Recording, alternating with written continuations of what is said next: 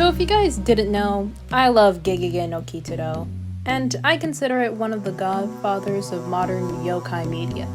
Because without it, we wouldn't have stuff like Yokai Watch, some Studio Ghibli films, and hell, even some Pokemon are inspired by yokai. One of its more famous aspects is the amount of anime adaptations it has.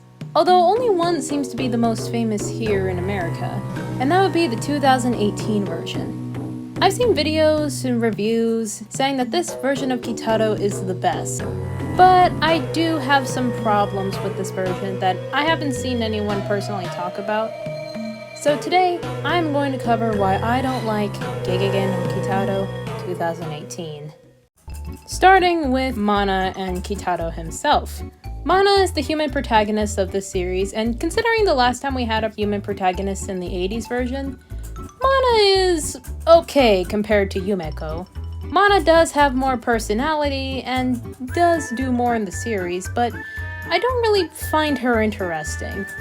In fact, most of the Mana conversation has to do with her being shipped with Nekomusume. I'll get to her soon.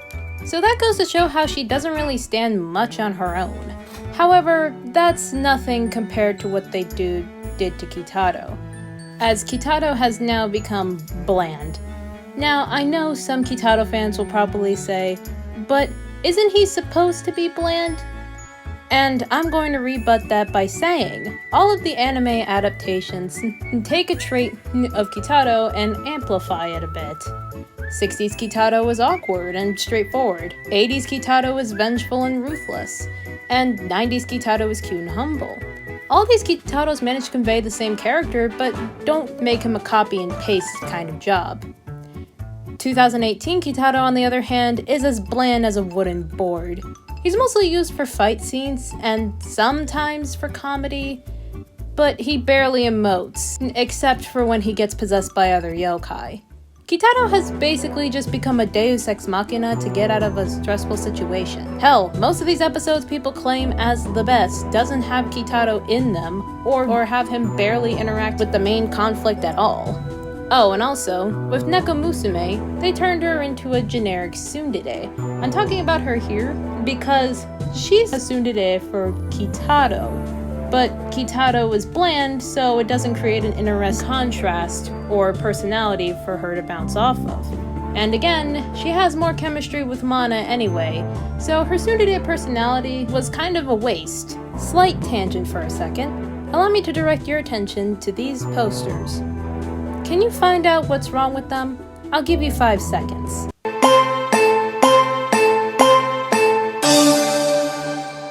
Are you done? Well, if you guessed that Kitaro isn't in the middle of the posters, and he looks miserable, you would be correct. Other Kitaro anime posters either A, make Kitaro the main focus or the only visible character, or 2, have him at the forefront but also is the same size as the other yokai, showing that all of them have an equal role.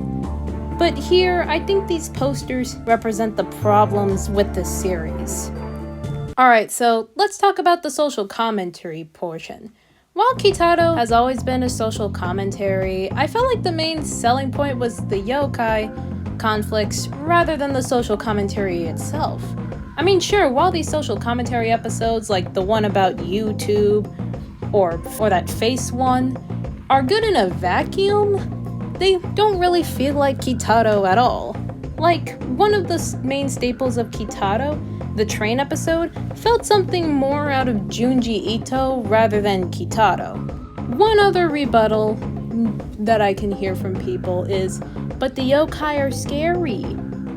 Does that make it good? And I'll say this, just because something is dark and or scary doesn't automatically make it good. And while I'm someone that appreciates the more cutesy approach that media sometimes take with yokai, I can't ignore many of the yokai's darker attributes. But here, most of these yokai are one-offs, and they don't really do much. Now, in Kitaro's case, that isn't really bad, but when the main cast is so bland, and these one-off yokai have much more interesting things going on, it makes it a problem. Like in 2007 Kitaro for an instance, it has a reoccurring yokai side cast, and even new additions are kept, like Kawauso, who turns from a yokai enemy that kinda got a role in the 80s and 90s series to an actual character in the 2007 series. And Amabie, who was introduced in episode 26 and continues to appear after her debut episode.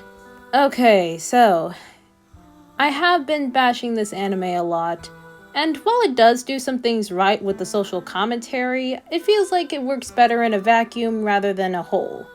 And while I don't think this version is the best one, let alone even like the series, I know this one has its fans, and every version of Kitaro does have an audience.